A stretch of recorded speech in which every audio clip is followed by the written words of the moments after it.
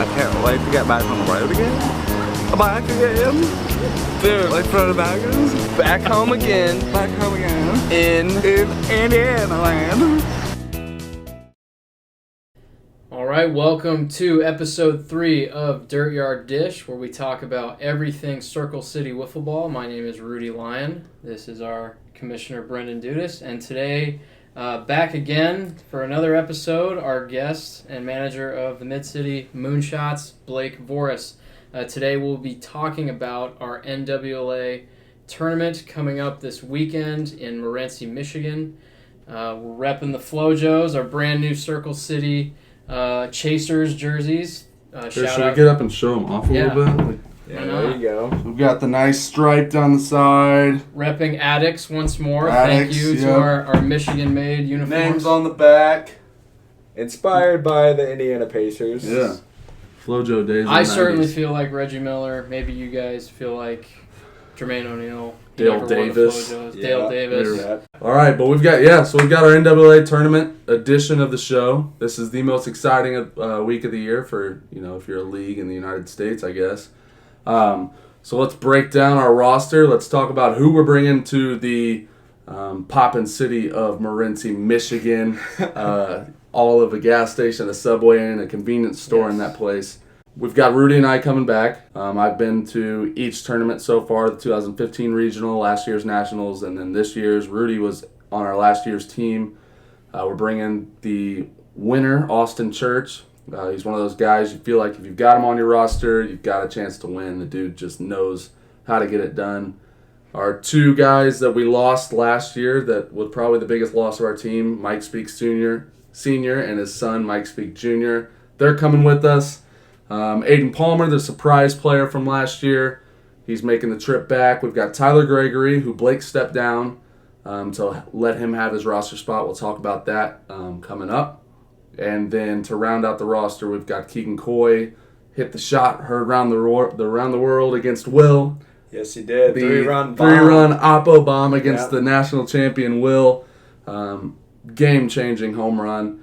And then Blake Voris will be coaching our squad, or attempting to coach the squad, I should say. It's good. The worst manager in CCW this year is taking on the national team. I didn't want to say it. But I was more talking about the fact that you have to deal with all these egos on the team, particularly mine. And you have to work around that. And then we've got Josh Hart coming in as assistant coach / main drinker and beer supplier. So let's walk through some of these players. Rudy, if you want to start, who are some guys you're thinking that we're going to lean on, maybe for some production or for some hype or for some emotional support, whatever we need to get some wins in Morenci this year. Yeah. First thing comes to mind probably for all of us is the absence of the Speaks. Mm-hmm. Them being there at the front of our rotation is going to be massive, with Senior just pumping strikes all day, and then Junior throwing shed. Like he's probably Aiden's got a rubber arm. And he doesn't feel pain. He'll be our inning eater for sure. Right. But we have both 2 seasoned veterans with the Speaks. One obviously more seasoned than the other, but they both bring a very different skill set and from 2 different sides of the plate, the righty and the lefty, which is kind of crazy that that is wild. They're related, and and they one both is turned out to be the down other. there pitchers. Yeah, and it's almost like our league rules have unlocked this next gear in Junior, and we're seeing just a completely different animal. He was good last year. And now he he's was good the virtually year before, unhittable and now in our league. And I don't want to say, I don't want to put any added pressure on him, but so far in league play, he has been unhittable. Yeah. Mike Speaks Senior has been on the board. All of our players, honestly, are at this time hot. They're playing well, and I guess if we were talking about soccer or football, you'd say our team is in good form heading into the tournament. Having them on our roster this year, I think it's definitely, wouldn't you say it's our 3rd year in the tournament? Is that correct? Yes, I guess you could call it 3rd year. 2015, we played in the regional, got our butts smacked a couple times. Okay, so it's our 3rd year in the tournament, and I'd say this is absolutely the most competitive roster that we've fielded going into the tournament. So the absence of Rogers again, he's never showed for us. But then Shaler, those hurt obviously, but I like the roster we're bringing a lot. Not to put any added pressure on our squad, but I feel like from what we have and what we've gathered in the league this far, this is probably the most talented roster we could bring with the talent pool we have. So Blake, you are stepping into a coaching position. This is going to be a first year coaching the national team. Keegan took it on last year, did a good job leading us to a regional win and a tourney berth, although a very drunk tourney berth. I expect Blake to be a little more sober this year than Keegan was last year. Explain that. What was your thinking behind stepping down and kind of asking that Tyler Gregory, because I want to put that out there. That was not on me. I did not say, hey, Blake, my best friend, I want you off the roster. I want Gregory in your spot. Blake came to me and said, hey, I think you should add Gregory in here. So what was the thought process behind that? He's been a pretty dominant hitter at the plate, at least in our league play. But with the stats that he's put forth, I'm generally an on-base guy. My whole Wiffle career, really, it's been my job just to get on base so Brendan could hit me in, which that's primarily what I've tried to do in these national tournaments as well. But with the addition of Tyler, I think we have some on-base guys already, which if everyone's taking one base, you have to think, like, how many runs are we going to score at the end of the day? Right. But Tyler's first in the league, tied for first in home runs. Yep. He's first in hits. Mm-hmm. Yep. We discussed that a little bit. So adding him and his slugging percentage, I think he's top 5. Mm-hmm. So adding him, the hope, I don't want to put too much pressure on him because it's a whole different ball game up there.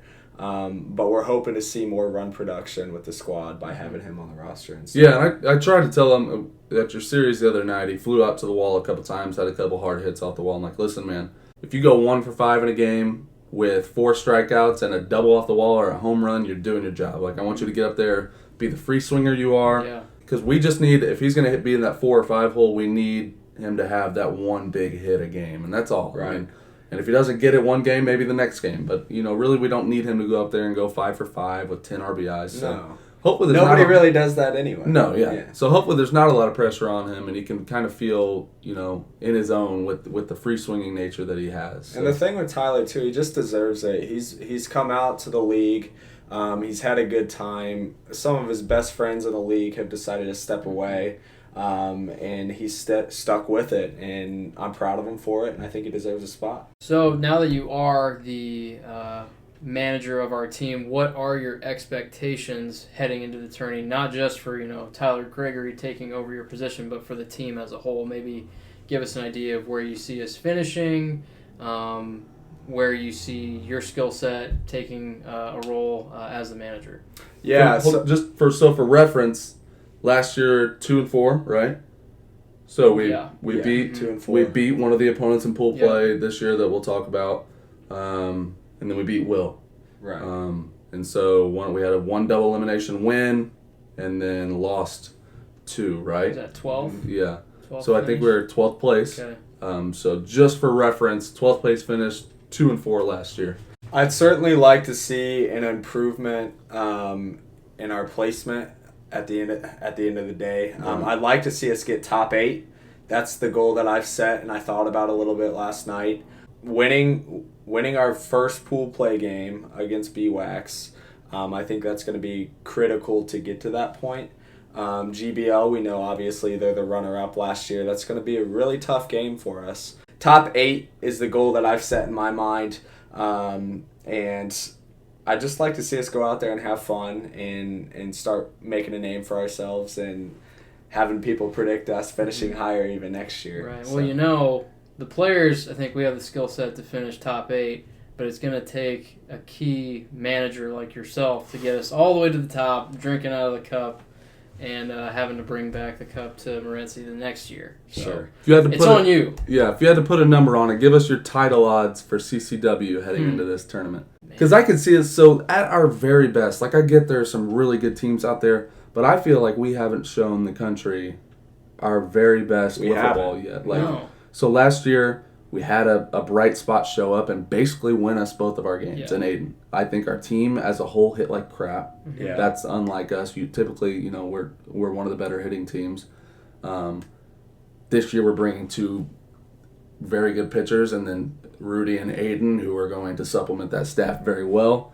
We've got 4 arms, which is honestly in some leagues' cases a surplus. They say you can get through this tournament with 2 really good arms. I think if everything goes perfectly, I think we can make a title run. And you look at Will, and they didn't have the most talented roster. They didn't have the most experienced roster. They didn't have the fastest pitchers. They put the ball on the board, they played defense, and they scored enough runs to win. And I think that could be us this year. Go through the roster in your head and kind of give me some predictions. Who do you see being some standout performers? Who do you see being an X factor, maybe the team MVP? Last year, our team MVP and X factor was Aiden. He carried us to those 2 wins. Give us your take on 2019. I think Junior's going to come in and be our team MVP this year. We haven't seen him in the NWLA tournament yet, but with what he's doing in league play, it's hard to not pick him as our MVP. He's got a point-something ERA, which is absurd. 0.28. He's allowed 1 run. Right. 1 Yeah. run. 1 run all year, which there are a lot better hitters in this tournament, Yeah. but we could still see him come out and dominate, which that's why I predict him to be our MVP. You don't get a whole lot of lefties. That's one of the main Yeah, things is when you get the lefty riser or curveball combo that he brings, it's just not something you see. Like, did we face any lefties last year in the tournament? I want to say we didn't see any lefties. I think I've seen 1 lefty we saw it way back in regionals in 2015. Right. If he can surprise some people, and I think we can sneak up on some people. So you're absolutely right there. He would be my pick. For Anybody the team else? MVP.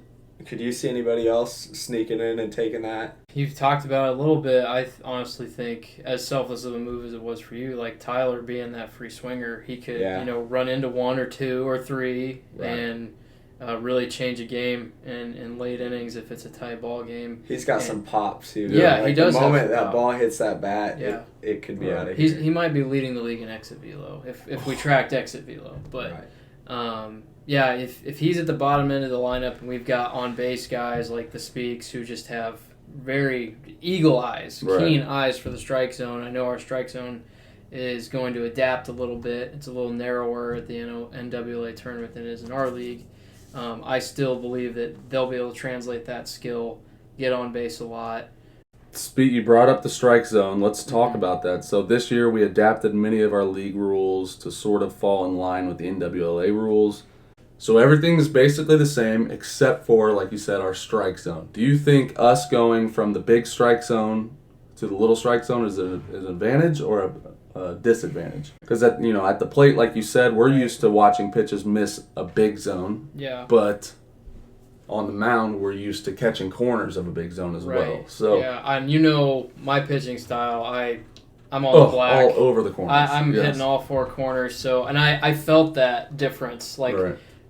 Even though I still had to adjust to the distance and like gassing up a little bit because I didn't throw as hard in league play last year as I did at the tournament, and even this year I'm throwing Right. harder somehow.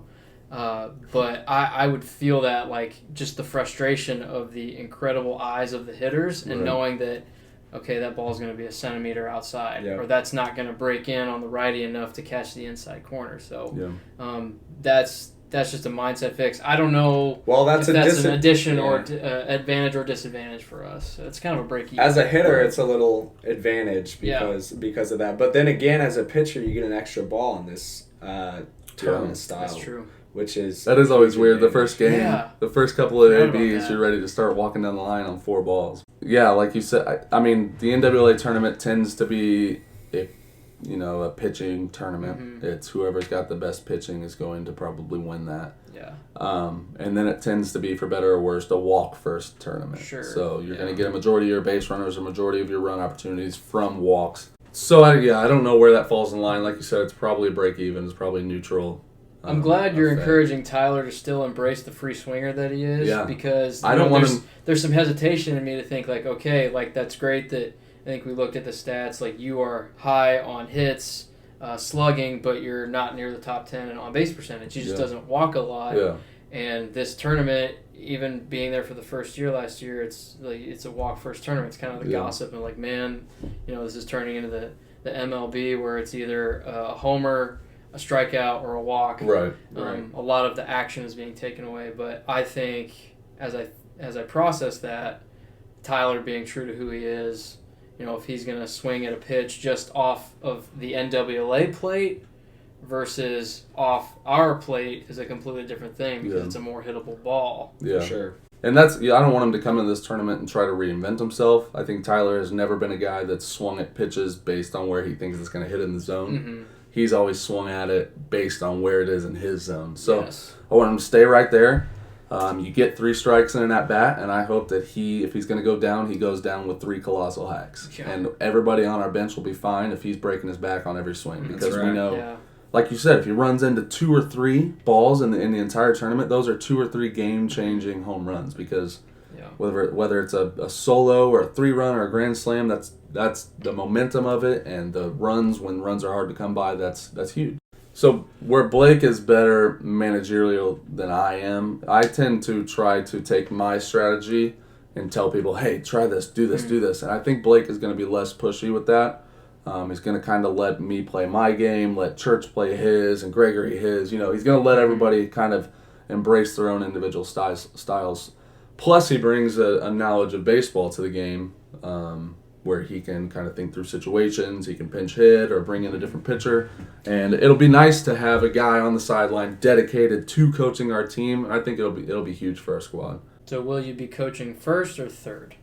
That's all I care about. Where does the head coach usually? Isn't it third? Yeah. Yeah, I think it's third. You got to go third base, and we got to get you a skull cap, a helmet. Right. Yeah. So we'll have Hart on first. Hopefully he doesn't make any mistakes over there. Yeah. But Probably double fisting beers. I'm excited to see you and Junior get up there and get some swings too. You're definitely hitting the ball. Both of you are hitting the heck out of this year. That's the thing. Like I said, all of our guys are in good form. We are playing our best wiffle ball right now. Like I brought it up to you, Keegan has been off for a little bit. He's got a hurt knee, might be a little rusty, but that dude just tends to come through in big situations because he doesn't care as much as all the other guys. Right. The pressure doesn't get to him. But everybody else is playing well, man. I'm excited for it. Let's go through our pool. So this year we kind of, as a committee, we brought up a new idea to have the top 6 teams draft their pools. Okay, so it's kind of like pick your poison type of ordeal. Griffle Ball, our good buddies up in Northwest Indiana, drafted us, and they drafted BWAX. It's a fun pool. We've run into BWAX in every tournament we've played in so far. We've run into Griffle Ball in every tournament we've played so far. So let's go through our games. We play BWAX first, nice and early, 8 a.m. Liquor and coffee on our breath, I'm sure.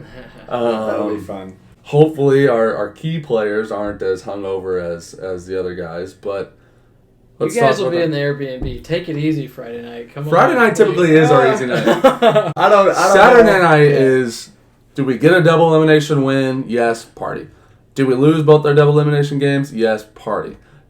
So Saturday night's our heavy night, okay? So it might be in my managerial tasks to kind of keep us in line on Friday a little bit in preparation. You should have a merit system to where if you get so many knocks or so many Ks on the mound, then you're rewarded like a drink or something. Yeah. Okay, so BWAX. Last year, we got in a low-scoring duel with them in the first double elimination. That was nerve-wracking, I'll tell you. Gosh. 2015, when we only had 4 players, we tied them on a walk-off double play. I want to say Church laid out, caught a ball, doubled them up to preserve the tie. Jeez. They're consistently ranked in the bottom, third of the rankings, but we just match up well together to where we've always played competitive. I love the dudes on their roster. They're all really nice. I feel like they like us. There's a lot of mutual respect there. The guy with a great mustache. Oh my gosh, Ronnie. Yeah, Ronnie. Amazing mustache. Hopefully he brings it back this year. Like, we've kind of talked about it, and this has kind of been seen. I'm sure they're looking at us the same way as the must-win game of pool play. Like, both of us realize if we can beat the lesser team in our pool, that we will get into that tournament. What are we looking at here? What's our strategy? I'm expecting to see their ace. Based on what you just said, that's probably going to be what comes down to, is they're going to throw our ace against us and try to get that win. So we're going to have to come up, be ready to get on base and hit the ball. Yeah. And even more importantly, with the way pool play is working, it's 2 quick games. I think pool play is going to be done by noon this year, and then it'll set up bracket play. Run differential is going to be huge. So if we're going to lose both games, we got to keep it close. We got to be able to get into a pitcher's duel, because the bottom 4 teams that finish 0-2 in pool play and have a really bad negative run differential, they're going to be in those death games that the winner go home early Saturday afternoon. And that sets up for just a grueling day. Yeah. So we don't want to go home early. We don't want to be in that situation. So I think 1 win guarantees us no death game there. Yeah. Not having to earn our spot into the Sweet 16, where 2 teams are eliminated out of the 18 team pool. If we go 2-0, I know that's a tall task. We kind of threw off against a national powerhouse in Skibby last year. Threw off. I threw. You threw great. You were off. I think I got 2 outs that game. I think the Skibby brothers came in and they looked at Brendan like, what's going on? I want to say that. You're the reason we had a team ERA of 15 last year. I am too. They're like, Carl Poppy's like, hey, if you guys have a 15 ERA, are you even going to come back? And I'm like, did you see Dudas's ERA? It was like 150. Come on. He never mentioned that. Okay, I good. didn't either. Good. That was in the pre-show notes. But our last 2 tournament appearances, our first pool play game, has been an absolute disaster. So we're not spotted up. In 2015, we played KWL, and I think we got beat 35-0. Oh my gosh. And it's always been this wake-up call, like, hey, you're playing the best teams in the country, wake the hell up. Yeah. And we've never been ready for it. Thank goodness we don't have to play an elite team right last year we were kind of like preparing to get our butts kicked. Like you said, we had 2 decent pitchers, and we threw off, and we're just ready for them to beat our butts and go on and try to win a more winnable game. But hopefully this year we come ready to play. Yeah, we have a similar situation with Griffle Ball. Yeah. Second place last year. A lot of teams in Carl's 18-18 NWLA series are picking them to win. Yep. Even in their show earlier this week, it was kind of slated the question as like, to Griffle Ball, who is going to be in the championship with you guys? Not so much are we going to win it. Right. But they haven't peaked. They've been to the mountaintop. They just haven't been able to plant the flag. And they've earned that. They've earned the right to be considered a lock for the title. They've been to every tournament, so they're veterans. They're experienced. They're so talented. Let's just jump into talking about that game. I feel like we've got to throw our most high ceiling arm. I'm not going to say who that is, but it's got to. We've got to come into that game. Not expecting a chance. I'm not expecting a win by any means, but I'm not going in there to lay down and let them walk over us. Like, we competed with them in the regional. I think they got us 7. Did they blank us 7-0 or 7-1, 7-2? And I made a terrible base running mistake that cost us 2 or 3 runs in an inning, and.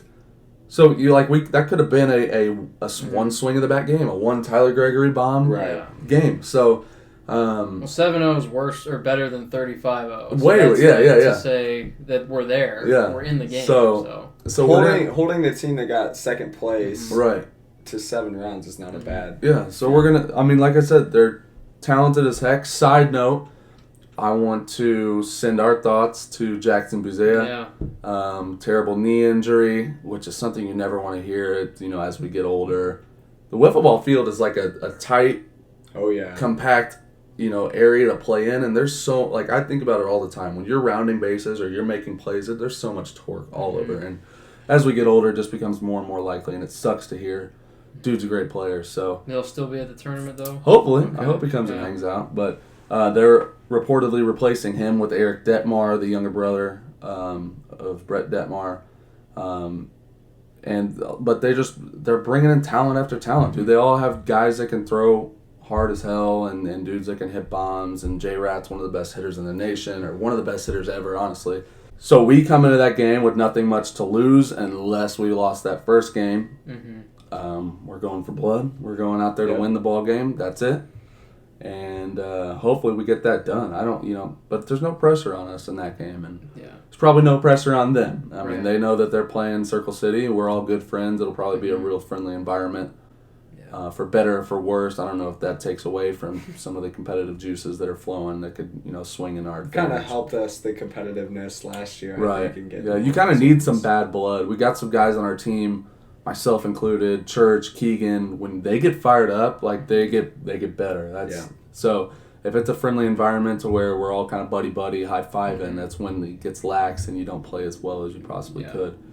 But I'm looking forward to playing both of these teams because of our relationships we've built with them, a chance to just hang out, and it's fun that it's regional. It's right, Chicago to Indy. Yeah. It's almost like I playing feel a like regional Wiffle Ball tournament. did that intentionally. It's like, hey, they picked BWAX in their, which was the second overall pick. Which they might have probably gone a little higher, a couple leagues probably. Yeah, I think BWAX is better than second worst. So or Hillsdale, that no one really knows about, but they picked them because they're nearby. They have a relationship with them. Like, oh, well, hey, let's pick our buddies down in Indy because we've been defined as a middle of the road team, and we're not deserving of a first round pick, but in a pool draft. But we're still have that. We can still scare some people. Yeah.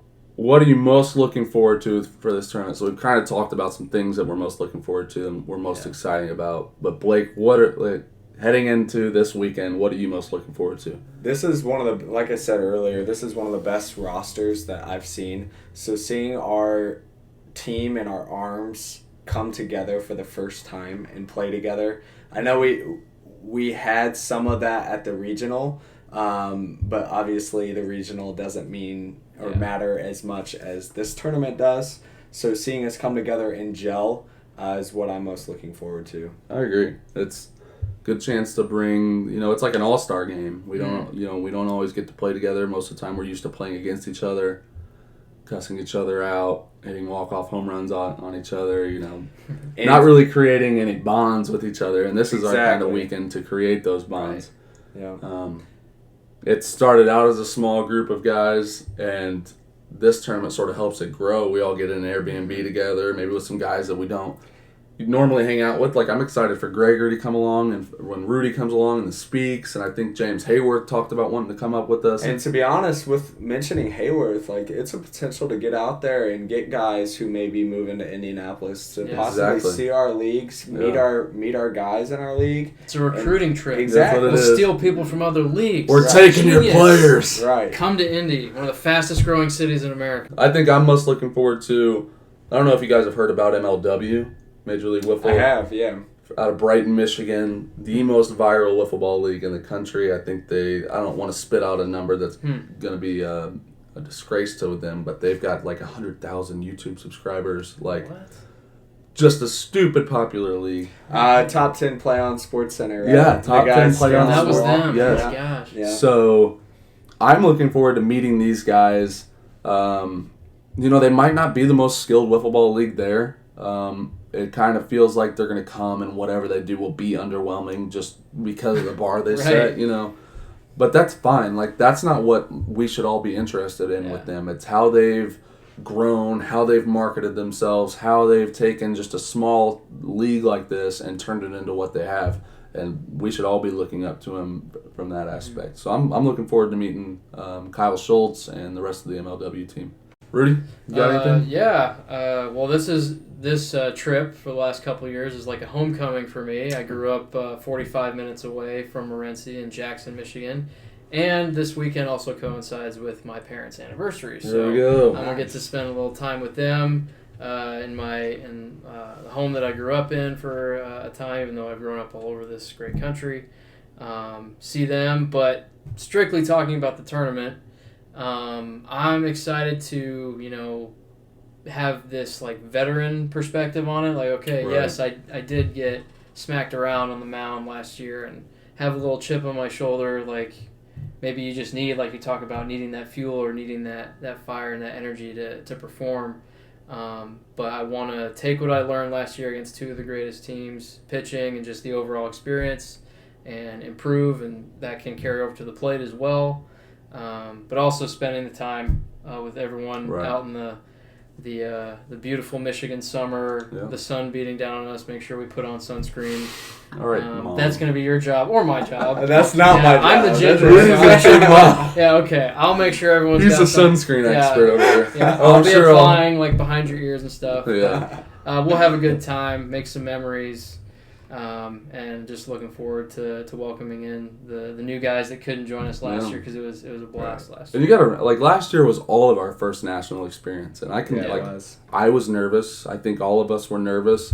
It takes a little while to break in. I'm excited, like you said, to come back with a year under our belt and to see what that does for us. I'm also just looking forward to sitting back and watching you guys do your work. Yeah, too. you're lucky. You don't get to deal with any of the stress of That's playing. right. Yeah. So we've got the Airbnb booked. We've got our bar, our little hole-in-the-wall grill picked out for Saturday night. Need to go buy beer. Need to go, get some Stock last-minute up. things done. But Gatorade for the morning. this weekend, like Pedialyte. yeah, Ice, like we've said, ice for the drinks, ice for the arms. yeah, like we've said, this weekend is one of the best of the year. Truly, we've kind of talked about this dynamic that like it doesn't matter where you are in the country, where you're hanging out, like. As long as you've got a good group of dudes, I'm getting sentimental. This is soft. This is really soft. As long as you've got a good group of dudes that you're hanging out with, like you can turn any area in the country into a blast. Like you don't have to be in New York City or across the country in another city, in an international city. We're in Morenci, Michigan, and this is widely considered one of the best weekends of the summer by so many people, and that's just because of the people that are running it, the people that are participating in it.